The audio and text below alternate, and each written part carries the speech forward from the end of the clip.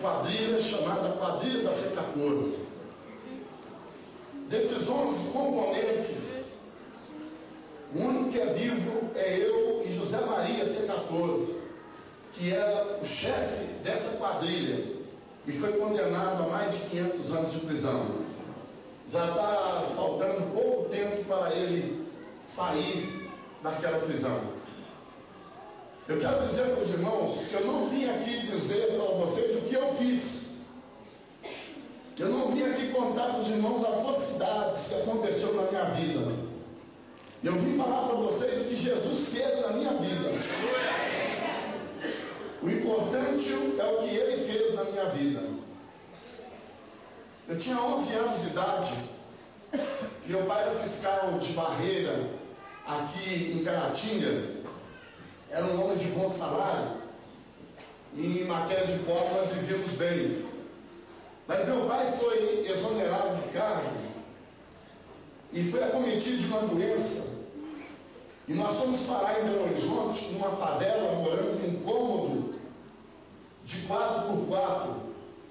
Ali morávamos 8 pessoas e um cachorro pulguento que distribuía pulga para todo mundo ali dentro de casa.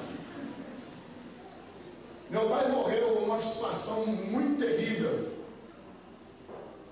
Eu sou filho do segundo casamento. Do primeiro casamento da minha irmã mais velha, Eunice, nasceu o grande Fernandinho Belamar, que todos conhecem. Mas eu me lembro que quando meu pai morreu, dos 10 irmãos, quem velou meu pai foi eu e minha mãe. Minha mãe recebeu a notícia que meu pai tinha sido morto, morreu. E ela, sem dinheiro, nós descemos a pé do bairro onde nós morávamos e fomos para o Hospital Felício Roxo. Chegamos lá e encontramos um homem muito famoso na época, um deputado chamado Baeta Neves. Meus irmãos não sabiam que meu pai tinha morrido, ninguém da família, mas a maçonaria sabia. Não sei porquê. Porque meu pai foi maçom, expulso da maçonaria em Arquives. Mas quando ele chegou lá, a minha mãe encontrou com ele e falou para ela assim: olha, foi comprado caixão, está aí a coroa, e deu para ela um bolozinho de dinheiro.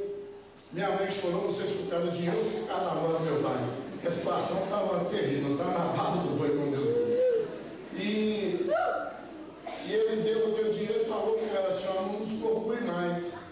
Ele não foi digno, ele falou um negócio lá, me lembro, e nós zelamos o meu pai.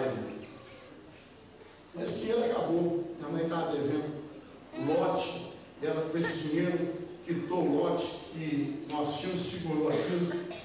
E numa manhã, eu acordei com minha irmã mais velha doente, um outro irmão que eu tinha, epilepsia, doente.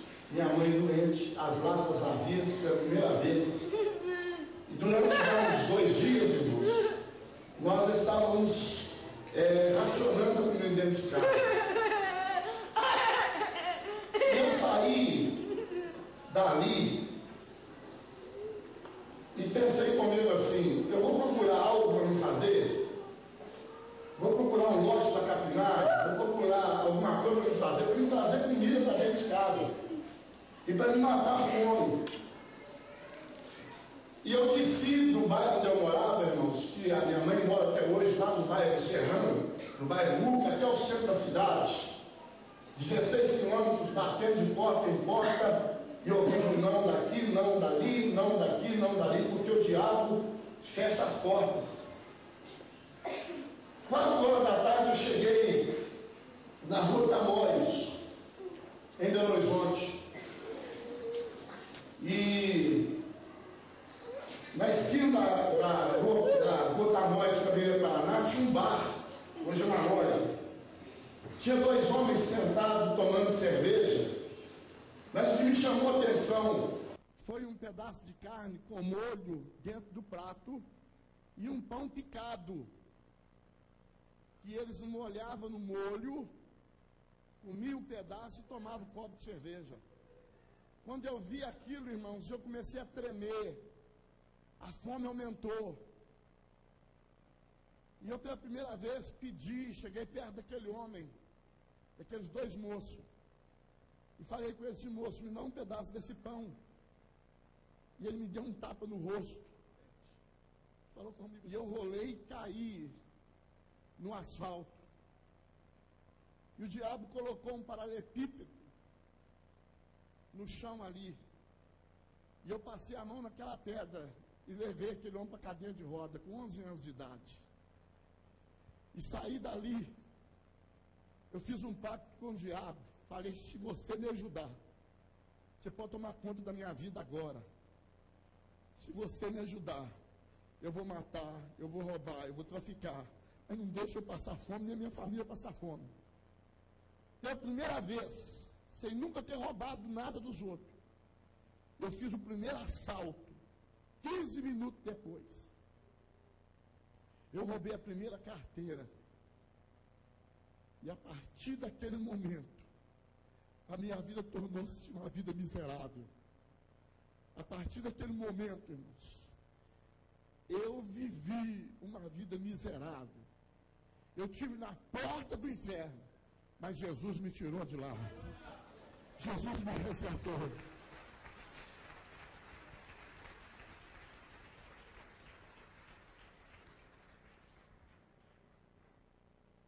A partir daquele dia eu conheci um sujeito chamado Farofino. E a primeira coisa que ele me deu foi 500 gramas de maconha, que naquela época era coisa raríssima. E eu fui atravessar a Avenida Amazonas com aquele meio quilo na mão, e houve um tiroteio entre traficantes, e ele morreu. E eu fiquei com 500 gramas de maconha de um dos traficantes mais perigosos, e ele matou o Farofino por causa daquela maconha, e eu estava com ela, com 11 anos. Com 11 anos eu enfrentei essa quadrilha. Com 11 anos eu enfrentei esse traficante. Falei com ele, está aqui na minha mão. Não tem homem que tire da minha mão. E eu vou tomar conta de Belo Horizonte. Eu vou tomar conta da Boca. E o diabo colocou aquilo nas minhas mãos.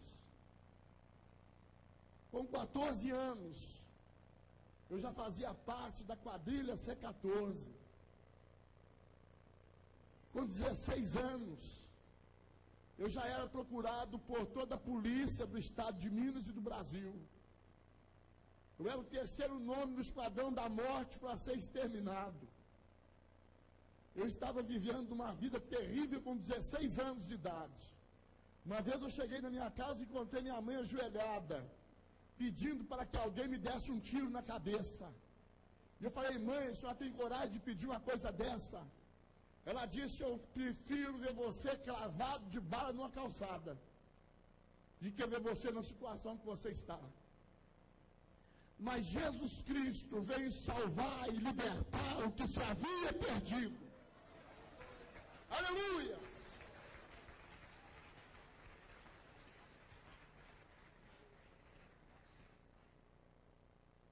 A minha situação piorava. Eu tenho meu corpo cravado de bala. Eu tenho um chumbo substituindo uma vértebra, que até hoje é espanto para os médicos. É um enigma para muitas pessoas. Eu fui levado para ser exterminado.